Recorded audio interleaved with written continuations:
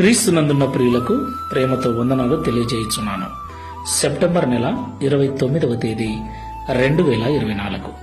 ఈరోజు దేవుడు మనకు చేస్తున్న వాగ్దానం ఏమిటనగా సామెతల గ్రంథము 28వ అధ్యాయము 20వ వచనం.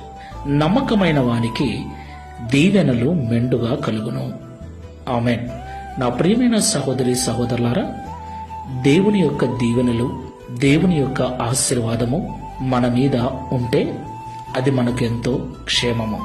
ఎందుకంటే ఈ లోకమంతా కూడా పాపముతోనూ చీకటి శక్తుల ప్రభావముతోనూ పలు రకాలైన రోగాలతోనూ తెగుళ్లతోనూ నింపబడి ఉంది.